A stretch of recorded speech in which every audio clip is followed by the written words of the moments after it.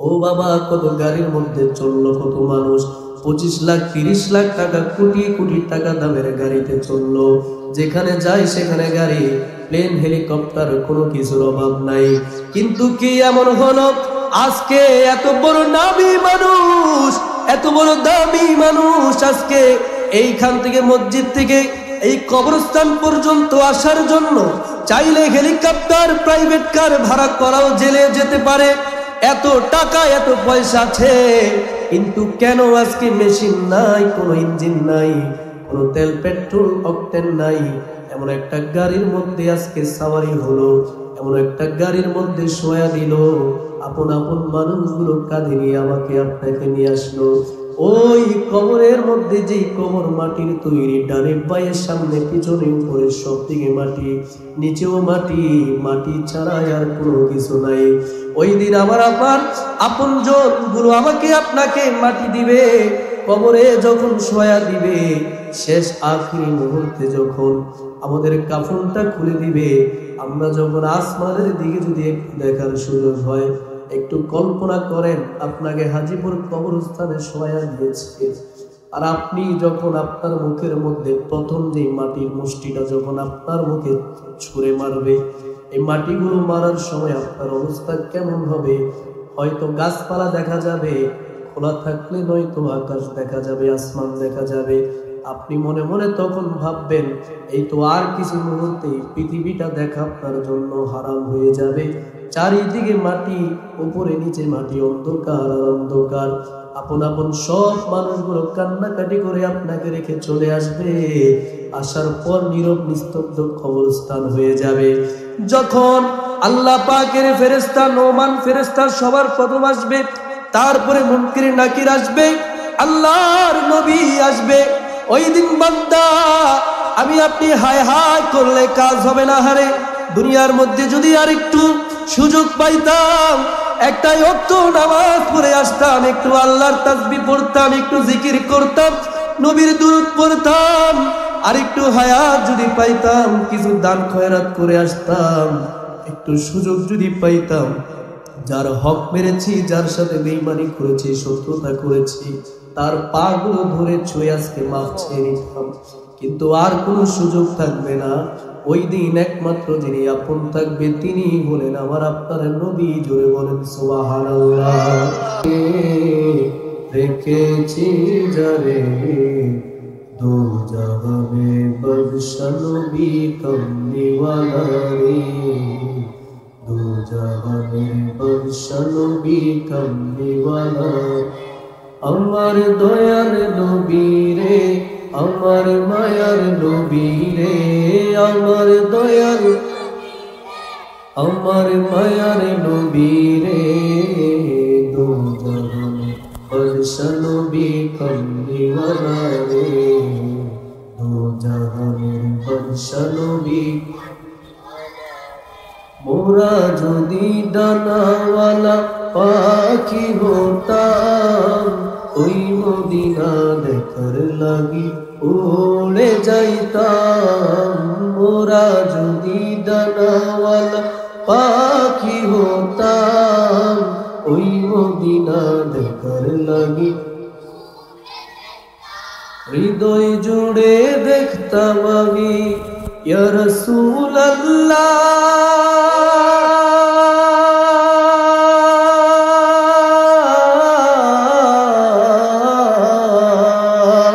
হৃদয় জুড়ে দেখতাম আমি পরানো ভরে, দো জাহানের বাদশা নবী। সবাই দো জাহানের বাদশা নবী, আমার দয়াল নবী রে, আমার মারহাবা, আমার দয়াল নবী রে, আমার মায়ার নবী রে, দো জাহানের বাদশা নবী, দো জাহানের বাদশা নবী কমলিওয়ালা। সবাই উচ্চ আওয়াজে বলেন মারহাবা, মারহাবা। ইন্না সালাতি ওয়া নুসুকি ওয়া মাহইয়ায়া ওয়া মামাতি লিল্লাহি রাব্বিল আলামিন।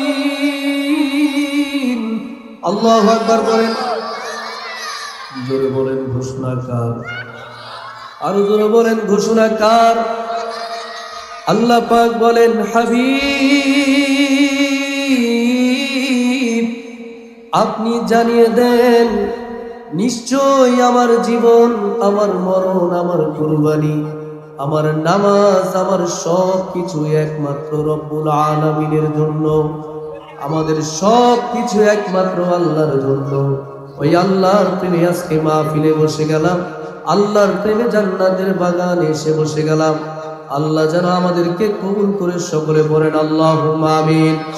আমাদেরকে যিনি জীবন দিয়েছেন, আমাদেরকে যিনি জবান দিয়েছেন, আমাদেরকে যিনি শক্তি দিয়েছেন, মানুষ হিসেবে সৃষ্টি করেছেন, সৃষ্টির শ্রেষ্ঠ বানিয়েছেন, ওই আল্লাহর মহব্বতে আদব বজায় রেখে কোনো চিল্লা পাল্লা না করে, কোনো ধরনের হাউকাউ না করে, কোনো ধরনের কথা না বলে নীরব হয়ে যে যেখানে বসে আছি সবাই মহব্বত নিয়ে একটু জিকির করে লা ইলাহা ইল্লাল্লাহ, লা ইলাহা লা ইলাহা লা ইলাহা লা ইলাহা ইল্লাল্লাহ, লা ইলাহা ইল্লাল্লাহ, লা ইলাহা ইল্লাল্লাহ, লা ইলাহা ইল্লাল্লাহ, লা ইলাহা মুহাব্বত, লা ইলাহা। কোনো খালিক নেই তুমি ছাড়া, কোনো মালিক নেই তুমি ছাড়া, কোনো মাবুদ নেই তুমি ছাড়া, কোনো মাশুক নেই তুমি ছাড়া। এই পৃথিবীতে তোমার মতো আপনার কেউ নাই, তোমার জিকিরে মন হয় উতলা জোরে লা ইলাহা ইল্লাল্লাহ, সবাই লা ইলাহা, না জোরে লা ইলাহা, না করো আল্লাহ আল্লাহ আল্লাহ আল্লাহ আল্লাহ আল্লাহ আল্লাহ আল্লাহ। আল্লাহ একদিন লইয়া যাইবার ইমানদার বানাইয়া নিও, আল্লাহ আল্লাহ ইমানদার বানাইয়া নিও। নবীজির প্রেম ইমানের মন সবার বুঝার তৌফিক দিও, আল্লাহ আল্লাহ আল্লাহ আল্লাহ আল্লাহ আল্লাহ আল্লাহ আল্লাহ। লা ইলাহা ইল্লাল্লাহ মুহাম্মাদুর রাসূলুল্লাহ সাল্লাল্লাহু আলাইহি ওয়াসাল্লাম। প্রত্যেক মাহফিলে মানুষকে যা কিছু শেখানো হয়, যা কিছু আলোচনা করা হয়, উদ্দেশ্য একটাই, দুনিয়ায় শান্তি, পরকালে মুক্তি। ঠিক কিনা বলেন? এই দুইটা বিষয় শেখানোর জন্য একটা উদ্দেশ্য নিয়ে সকল মাহফিলগুলো আয়োজন হয়। অর্থাৎ দুনিয়াতে জিন্দেগি এমনভাবে যেন মানুষ যাপন করে, মৃত্যুর পরে যেন সে ভালো থাকতে পারে, আল্লাহর আযাব থেকে যেন নিজেকে হেফাজত করতে পারে, এই শিক্ষাই প্রত্যেকটা মাহফিলে দেওয়া হয়। যেই কবরে যাওয়ার জন্য, কবরে শান্তিতে থাকার জন্য, কবরে নাজাত পাওয়ার জন্য, কবরে মাগফিরাত পাওয়ার জন্য, জান্নাতি হওয়ার জন্য যে মাহফিলগুলো সাজানো হয়, আজকের মাহফিলটা এমন একটা জায়গায়, সেই কবরস্থান আমাদের পাশে। মারহাবা পড়েন না? এই পৃথিবীর মধ্যে কত মানুষ আসলো, যার ক্ষমতার বলে যেখান দিয়ে হেঁটে যাইতো মানুষ তাকে দেখে ভয়ে ভয়ে কাঁপতো। এমনও মানুষ আছে একজনের সাথে 3 জন 4 জন 5 জন তার সাথে লেগে পারবে না, শরীরে এত শক্তি। এমনও মানুষ আছে যার মধ্যে এত জ্ঞান, সারা বিশ্বের মানুষ তাকে কত শ্রদ্ধা করে। এমনও মানুষ আছে পৃথিবীর যে কোনো জায়গায় চাইলেই যেতে পারে, যে কোনো কিছু চাইলেই খেতে পারে, যে কোনো কিছু চাইলেই করতে পারে, কারণ টাকার কোনো অভাব নাই। যা খুশি তা কিনতে পারে, যেভাবে চলতে চায় চলতে পারে। কিন্তু বাবা গভীর মনোযোগ, এই পৃথিবীর মধ্যে যত ক্ষমতাবান শক্তিধর টাকা পয়সাওয়ালা মানুষ এসেছে, আজ এ পর্যন্ত কেউ চিরস্থায়ী হতে পারে নাই। প্রত্যেকে একদিন না একদিন কবরে চলে গেছে। কথা বলেন ঠিক কিনা? আজকে আমরা এখানে বসে আছি, কারো দাড়ির মধ্যে পাক ধরেছে, কারো চুলের মধ্যে পাক ধরেছে, কারো বয়স কম, কারো বেশি, কারো 40-50, কারো 4-5 বয়স। আসার সময় এখানে ভাই ভাই বসে আছে। বড় ভাই দুনিয়াতে আগে এসেছে, ছোট ভাই পরে এসেছে। যদি মেজো ভাই থাকে সে বড় ভাইয়ের পরে এসেছে, সিরিয়াল করে করে এসেছে। কিন্তু যাওয়ার সময় কে বড়, কে মেজো, কে ছোট, কে বাবা, কে সন্তান, কে স্বামী, কে স্ত্রী, কে ভাই, কে বোন, কার বয়স কত, একটুকু বিবেচনা করে মালাকুল মউত আসবে না। মালাকুল মউত তার সামনে তখন হাজির হয়ে যাবে, যার হায়াতের খাতা যখন শেষ হয়ে যাবে। বাবারে গভীর মনোযোগ, ও আমার হাজিপুরের বাবারা, ও কবরস্থান রোডের মা বোনেরা, ও আমার যুবক ভাইরা, মাইকের মাধ্যমে যারা শুনছেন মুসল্লিরা, গভীর মনোযোগ। দোকান থেকে কাগজ আইনা ঘুড়ি বানায় আকাশে উড়াইয়া দিলেন। ঘুড়ি ডানে যায় বায়ে যায়, সুতা দিয়া টান দিলে ঘুড়ি আবার আপনার কাছে চলে আসে। আপনি যেমন করে ঘুড়িটাকে কাছে টেনে নিয়ে আসলেন, যখন মনে চাইলো, আল্লাহ পাক আপনাকে ঘুড়ির মতো দুনিয়াতে পাঠিয়ে দিয়েছে।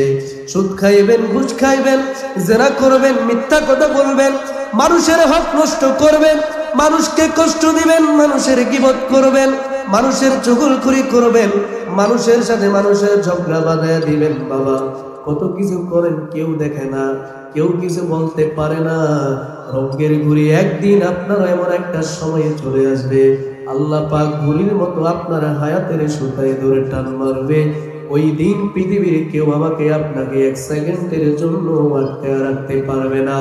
ডান হাত করে বলেন ঠিক না ঠিক? ওই কবরের মধ্যে আমাকে আপনাকে যখন রাখা হবে, বলা হবে বিসমিল্লাহি ওয়া আলা মিল্লাতি রাসূলিল্লাহ, রাসূলের মিল্লাত রাখা হবে। আমার আপনার আপনজন সবাই আমাকে ছেড়ে চলে আসবে। বাবারে এমন একটা সময় চলে আসবে, হতে পারে এমনও হতে পারে আমরা আজকে মাহফিলে যারা বসে আছি, আমি বক্তা হই, আমার পাশে মুয়াজ্জিন সাহেব হোক, ভিডিও ম্যান হোক, শ্রোতা হোক, এমনকি অতিথিরা হোক, মাইকম্যান সহ যারা আছে, কার কাফনের কাফন মার্কেটে চলে এসেছে, আমরা এখানে বসে কেউ বলতে পারি না। আমাদের মধ্যে কার নামটা সবার আগে মসজিদের মাইকে এলান হবে, কিন্তু একদিন না একদিন এলান হবে। সেদিন সবাই ইন্না লিল্লাহ পরে আমার আপনার জন্য মাগফিরাত কামনা করবে। আপন আপন মানুষগুলো মৃত্যুর সংবাদ শুনে ছুটে চলে আসবে দেখার জন্য। সবাই বাড়ির মধ্যে ভিড় জমাবে।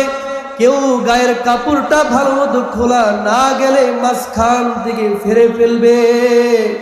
আপন আপন মানুষগুলো লাশ বলে নিজেকে ডাক দিবে, নামের আগে মরহুম ব্যবহার করবে। ঘর থেকে লাশ বের করে উঠানের মধ্যে নিয়ে আসবে। কত মাছি মশা উড়াউড়ি করবে। মানুষ আমার আপনার পাশে গাউমাউ করে কাঁদবে। পুরান একটা চাদর দিয়ে খাটিয়াটা আমার আপনার জন্য ঢেকে দিবে।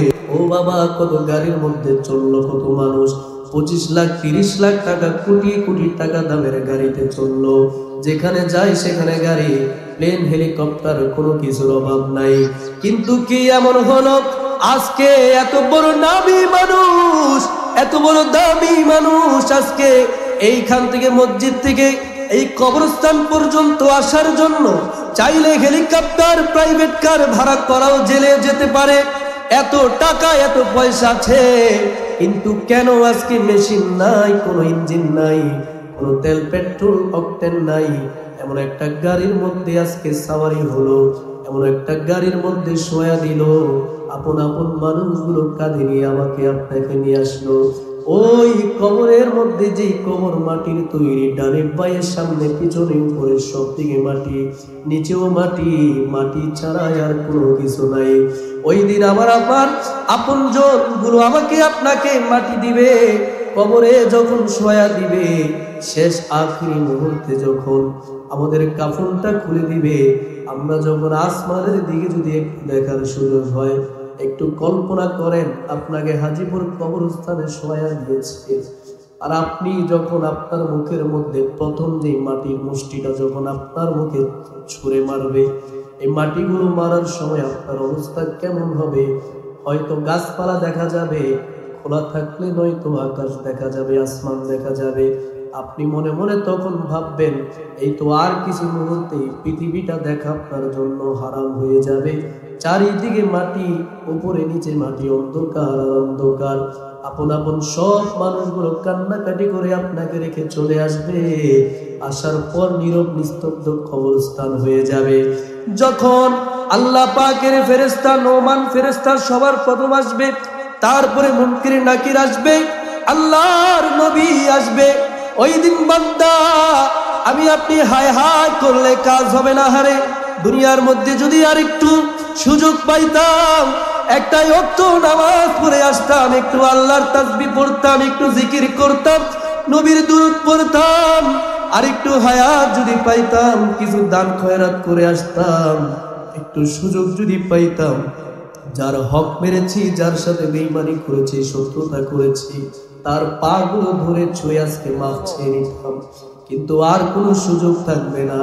ওই দিন একমাত্র যিনি আপন থাকবে তিনি বলেন আমার আপনার নবী। জোরে বলেন সুবহানাল্লাহ, আরো জোরে বলেন সুবহানাল্লাহ।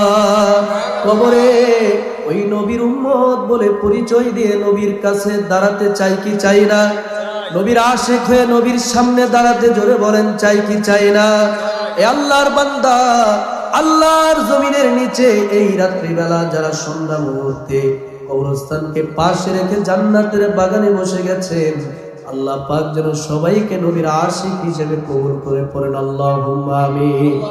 আইসো একা যাইবা একা, কেউ দিবে না তোমায় দেখা, দেখা দিবে দয়াল নবী আমার নিদান কালের কান্ডারি। এইবারি তো তোমার নয় কবর হয়ে আসল বাড়ি, বাবা এইবারি তো তোমার নয় কবর হয়ে আসল বাড়ি। আমার বউ বলেছে বাউ চড়াই, পাক ধরেছে চুলের গোড়াই গো। ছেলে বলে বাবা তোমার চুল পেকেছে, আমার মেয়ে বলে আব্বু তোমার চুল পেকেছে। আমি বলি আমার মরার চিঠি এসেছে, আমি বলি আমার মরার চিঠি এসেছে। আমার আল্লাহ পাক বান্দার দাড়িগুলো চুলগুলো যখন সাদা করে দেয়, তখন বান্দাকে একটা সিগন্যাল দেয়, বান্দারে এই পৃথিবী থেকে তোমার যাওয়ার সংকেত শুরু হয়ে গেছে। আল্লাহু আকবার, আরো জোরে বলেন আল্লাহু আকবার। এক নাম্বার সংকেত হলো যখন আমার আপনার দাড়িগুলো ওঠা শুরু হয়েছে। দুই নাম্বার সংকেত হলো যখন চুল দাড়ি পাক ধরেছে। তিন নাম্বার সংকেত হলো যখন চামড়াগুলোর মধ্যে ভাঁজ করা শুরু হয়েছে। এগুলো সাদা নয়, ভাঁজ নয়, এগুলো এক একটা হলো আমাদের মৃত্যুর কথা স্মরণ করে দেওয়ার এক একটা সিগন্যাল। আল্লাহু আকবার পড়েন। তবে এই সিগন্যাল এক একজনের জন্য এক এক রকম। অনেকের নসিবে সিগন্যাল হয় না, বিনা সিগন্যালে যে কোনো সময় নিয়ে যায়। এমনও মানুষের জানাজায় গাজীপুরে পড়েছি যার বয়স মাত্র 1 দিন 2 দিন। এমনও বাচ্চা আছে যার বয়স 1 দিন 2 দিন, তাকেই হাজীপুর কবরস্থানে কবরে দিয়েছে। এই তো আপনাদের বামে আমার ডানে আল্লাহু আকবার বলেন। এ বাবা, কে আপনাকে বলেছে আপনার মৃত্যু 60 বছরে হবে, 70 বছর হবে? এমন ধরনের কোনো গ্যারান্টি নাই। যে কোনো সময় মালাকুল মউত আমাদের কাছে হাজির হতে পারে কি পারে না? আল্লাহ পাক বলেন, মিনহা খালাকনাকুম ওয়া ফিহা নুঈদুকুম ওয়া মিনহা নুখরিজুকুম তারাতান উখরা।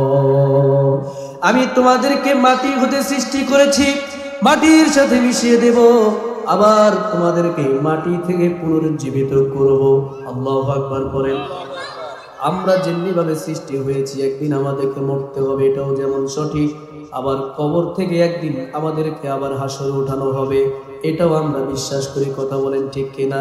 পৃথিবীর অনেক মানুষ বিশ্বাস করে না আমাদের স্রষ্টা আল্লাহ, আবার অনেক মানুষ বিশ্বাস করে না আমাদেরকে কবর থেকে আবার উঠতে হবে। শুধু একটা কথাই সবাই একমত, আমাদেরকে কবরেই যেতে হবে। ঠিক কিনা বলেন? মাঝখানের এই কথায় সবাই একমত, আর বাকি দুই কথার মধ্যে সবাই একমত না। কিন্তু আমরা মুসলমান, আমাদের ঈমান হলো এই পৃথিবী আমাদের চিরন্তন চিরস্থায়ী জায়গা নয়। এই পৃথিবী হলো আমাদের ক্ষণস্থায়ী জায়গা। এই পৃথিবীর মুসাফির আমরা। আমাদের মূল জীবনের শুরু হবে মৃত্যুর পর থেকে। ঠিক কিনা বলেন? এই বিশ্বাস, এই ঈমান, আকীদা আমাদের আছে না নাই? আল্লাহ পাক যেন এই মৃত্যুর কথা স্মরণ করে চলার তৌফিক দান করে। সকলে পড়েন আমিন। কথায় আছে, time and time wait for none. সময় এবং স্রোত কারো জন্য অপেক্ষা করে না। আল্লাহ পাক বলেন কোরআনে পাকে, ওয়াল আসর, সূরা আসর নামে আল্লাহ পাক একটা সূরা নাজিল করেছেন। আসর শব্দের অর্থ হচ্ছে সময়। সুবহানাল্লাহ পড়েন। ইমাম শাফি রাহমাতুল্লাহি আলাইহি বলেন, কোন ব্যক্তি যদি এই বিশ্বাস রাখে, ইমাম শাফি রাহমাতুল্লাহি আলাইহি বলেন, আল্লাহ পাক 114টা সূরা যদি নাজিল না করতো, এই একটা সূরা সূরাতুল আসর যদি নাজিল করতো, একটা সূরাই মানব জাতির হেদায়েতের জন্য যথেষ্ট হয়ে যাইত। জোরে বলেন সুবহানাল্লাহ। সূরা ছোট, ওয়াল আসর ইন্নাল ইনসানা লাফি খুসর ইল্লাল্লাযীনা আমানু ওয়া আমিলুস সলিহাতি ওয়া তাওয়াসাউ বিল হাক্কি ওয়া তাওয়াসাউ বিস সাবর। কত ছোট্ট সূরা। মেমোরি কার্ড ছোট না বড়? বলে মেমোরি কার্ড ছোট না বড়? সিম ছোট না বড়? মোবাইলটা কিন্তু বেশি বড় না, কিন্তু এটার কাজটা ছোট না বড়? কাজটা বিশাল ব্যাপক। এটার কোনো সীমা নাই, এটা দিয়ে যে কি কি করা যায়। ঠিক কিনা বলেন? সূরা আসর হচ্ছে কোরআনে পাকের মেমোরি। সুবহানাল্লাহ বলেন। আল্লাহ পাক সময়ের কসম করেছেন। তার মানে পৃথিবীর মধ্যে মানুষ কখনো বলে বাবার কসম, কখনো বলে মায়ের কসম। কি বলেন? বলে কি বলে না? কোরআনের কসম বলে না? কিন্তু কসম হবে শুধু একমাত্র আল্লাহর নামে। আল্লাহর কসম ছাড়া অন্য কোনো কসম বলা যাবে না। আজকে মাহফিল থেকে একটা শিক্ষা আমরা পেতে পারি যে কখনো যদি আমরা কসম করি তাহলে একমাত্র আল্লাহর কসম ছাড়া অন্য কোনো কসম বলা যাবে না। এটা নিষেধ, এটা হারাম, জায়েজ নাই। আল্লাহ পাক কোরআনে পাকে বিভিন্ন জিনিসের কসম খেয়েছেন। দুনিয়ার মধ্যে মানুষ মানুষকে কসম দিয়ে কথা বলে এই জন্য যাতে তার কথাটা আরেকজন বিশ্বাস করে। আর আল্লাহ পাক আমাদেরকে বিশ্বাস করানোর জন্য নয়, কারণ আল্লাহ পাকের কথা আমরা কোনো কসম ছাড়াই বিশ্বাস করতে বাধ্য। ঠিক কিনা বলেন? আল্লাহ কসম করেছেন আল্লাহর সময়কে গুরুত্বপূর্ণ বোঝানোর জন্য। আল্লাহর হাবিব বলেন, শাবাবাকা ক্বাবলা হারামিক ইগতানিম খামসান ক্বাবলা খামস। 5টা বিষয়কে 5টা বিষয়ের পূর্বে মূল্যায়ন করতে হবে। যে জিনিসগুলো একবার ফিরে গেলে আর ফিরে আসে না। জোরে বলেন কয়টা? সবাই উচ্চ আওয়াজে বলেন, 5টা বিষয়ের পূর্বে 5টা বিষয়কে মূল্যায়ন করতে বলা হয়েছে। জোরে বলেন কয়টা বিষয়? ডান হাত তুলে দেখা বলেন কয়টা? সবাই উচ্চ আওয়াজে বলেন কয়টা? 5টা বিষয়ের কথা শুনেই আলোচনা এখান থেকে শেষ। শুনতে রাজি আছেন? আল্লাহর হাবিব বলেন, শাবাবাকা ক্বাবলা হারামিক। 1 নাম্বার, শাবাবাকা ক্বাবলা হারামিক, নিজের যৌবনকে বৃদ্ধ হওয়ার পূর্বে মূল্যায়ন করো। জোরে বলেন, যৌবন একবার চলে গেলে আর ফিরে আসে? কার কথা? আল্লাহ রাসূলের কথা। এক একটা কথা আল্লাহর হাবিব বলেন, বইস্তু বিজাওয়ামিল কালিমি, আমাকে ওয়ানুসিরতু বিররুবি আল্লাহর হাবিব বলেন, আমি কিছু বিশেষ মর্যাদা নিয়ে পৃথিবীতে এসেছি, এর মধ্যে 6টা অন্যতম। এই 6টার মধ্যে অন্যতম হচ্ছে আমি অল্প কথায় মানুষকে অনেক কিছু বোঝানোর মতো জ্ঞান আল্লাহ পাকের পক্ষ থেকে পেয়েছি। সুবহানাল্লাহ। কথা অল্প কিন্তু অর্থ অনেক ব্যাপক। সুবহানাল্লাহ বলেন না? এই মাসটা তো এমন একটা মাস, রজবুল মুরাজ্জাব। এই মাসে আল্লাহর হাবিব আল্লাহর দাওয়াতে মেহমান হয়ে আল্লাহর কাছে গিয়েছেন আল্লাহর সাক্ষাৎ করার জন্য। সুবহানাল্লাহ বলেন। তো বলতেছিলাম, খুব গভীর মনোযোগ, কোনো আওয়াজ করা যাবে না। যৌবনকে বৃদ্ধ হওয়ার পূর্বে মূল্যায়ন করতে হবে। ওয়াসিহ্হাতিকা ক্বাবলা সুকমিক, অসুস্থ হওয়ার পূর্বে সুস্থতাকে মূল্যায়ন করতে হবে। কেননা যখন একটা মানুষের শরীরে বল থাকে, মানুষটা ইবাদত করতে পারে, দাঁড়িয়ে নামাজ পড়তে পারে, ফরজের পর সুন্নতের পর নফল পড়তে পারে, বেশি বেশি রুকু সিজদাতে দীর্ঘস্থায়ী সময় কাটাতে পারে এবং বেশি বেশি রোজার ফরজ রোজার পাশে নফল রোজা করতে পারে। কিন্তু মানুষের শরীরে যখন দুর্বলতা এসে যায়, তখন আগের মতো ইবাদত চাইলেও আর করা সম্ভব না। শুধু ইবাদত না, যে কোনো কাজ, তার ক্যারিয়ার গঠনে হোক, তার ব্যবসায়িক ক্ষেত্রে হোক, পারিবারিক জীবনে হোক, তার যে কোনো জায়গায় পড়ালেখার বিষয় হোক, সে যতক্ষণ পর্যন্ত সুস্থ, এই সুস্থতাকে যদি সে মূল্যায়ন করতে না জানে, তাহলে অসুস্থ যদি হয়ে যায়, তখন এটা নিয়ে আফসোস যদি সারা জীবনে করে, কোনো উপায় নাই। এই জন্য 2য় নাম্বার বলেছেন আল্লাহর হাবিব, অসুস্থ হওয়ার পূর্বে সুস্থতাকে মূল্যায়ন করো। ওয়াফারগাকা ক্বাবলা শুগলিক, এবং ব্যস্ত হয়ে যাওয়ার পূর্বে নিজের অবসর সময়কে মূল্যায়ন করে। বাবারা, গভীর মনোযোগ। যখন তুমি অবসর আছো, তুমি কোনো কিছু শেখার চেষ্টা করবে, তুমি কোনো কিছু জানার চেষ্টা করবে। যখন আপনি অবসর আছেন, তখন আপনি একটু ইসলাম সম্পর্কে জানান, কিভাবে নামাজটা পড়তে হয়, কিভাবে রুকুটা করতে হয়, কিভাবে জানাজাটা পড়তে হয়, এই বিষয়গুলো একটু জানার চেষ্টা যদি করলেন। এই সময়ে যখন আমাদের ছেলেরা এসএসসি পরীক্ষা দেয়, এইচএসসিতে ভর্তি হওয়ার মাঝখানে প্রায় 3 মাস সময় থাকে না? এই সময়ের মধ্যে কোনো ছেলে যায় ইংলিশ কোচিং করতে, কেউ কোরআনটা সহি করে ফেলে, কেউ নামাজ রোজাগুলো শিখে ফেলে, এক একজন, কেউ কম্পিউটার শিখে। এই যে এক একটা মানুষ এক একটা কিছু শিখলো, আয়ত্ত করলো, এই সময়টা তার কাজে লাগছে কিনা? যদি আবার তার ক্লাস শুরু হয়ে যায়, তাহলে কিন্তু সে চাইলেও সময় দিতে পারবে না। আল্লাহর হাবিবের কথা কিন্তু বড় ব্যাপক। গোটা মানব জাতির জন্য তিনি হেদায়েতের নূর, শুধু মুসলমানদের জন্য নয়, সমস্ত পৃথিবীর মানুষ এখান থেকে শিক্ষা নিতে পারে। একটা মানুষ অবসর যতক্ষণ পর্যন্ত আছে, ততক্ষণই তার জন্য কিছু আদায় করার, হাসিল করার সময় আছে। যখন সে ব্যস্ত হয়ে যাবে, যতই চেষ্টা করুক, এই অবসর সময়টা আর ফিরে আসবে না। এখন আমি অবসর আছি, আমি চাইলে নামাজ কোরআন তেলাওয়াত করতে পারবো, কিন্তু যখন আমি চাকরিতে চলে যাব, যখন আমি ব্যবসাতে ব্যস্ত হয়ে যাব, আমার বিভিন্ন কর্মকাণ্ডে যখন আমি জড়িয়ে যাব, তখন চাইলেও এই অবসর সময়ের মতো আমি এই জিনিসগুলো হাসিল করতে পারবো না। কারণ জীবনের একটা সময় আছে, যৌবন সময়টা যতক্ষণ পর্যন্ত আছে অনেক কিছু করা যায়, কিন্তু যখন বিয়ে হয়ে যায়, লেখাপড়ার চাপ, চাকরির চাপ, ব্যবসা বাণিজ্যের চাপ, এই সকল চিন্তার টেনশন পেরেশানি আমাকে সেই কাজগুলো, যে কাজগুলো আমি অবসর সময় করতে পারি নাই, এগুলো নিয়ে আমি আফসোস করলেও আমার কিছু আর করার, কি বলেন, আছে? আরো জোরে বলেন, আছে? সময় কারো জন্য অপেক্ষা করে না। ওয়া হায়াতাকা ক্বাবলা মাউতিক, আল্লাহর হাবিব বলেন, নিজের মৌত আসার পূর্বে নিজের হায়াতকে মূল্যায়ন করো। সুবহানাল্লাহ বলেন, আরো জোরে বলেন সুবহানাল্লাহ। যদি একবার মালাকুল মউত আমার আপনার সামনে চলে আসে, সারা পৃথিবীর সমস্ত মানুষ যদি আমার কথায় উঠে, আমার কথায় বসে, আমার কত টাকা, কত পয়সা, কত শক্তি, কত বল, কত ক্ষমতা, সব কিছু দিয়ে যদি আমি বলি একটা সেকেন্ডের জন্য হায়াত বাড়ায়া দিতে, জোরে বলে পারবে নাকি? জোরে বলেন, এটা সম্ভব? আল্লাহর হাবিব বলেন, ও হায়াতাকা ক্বাবলা মাউতি, মউত আসার পূর্বে হায়াতকে মূল্যায়ন করো।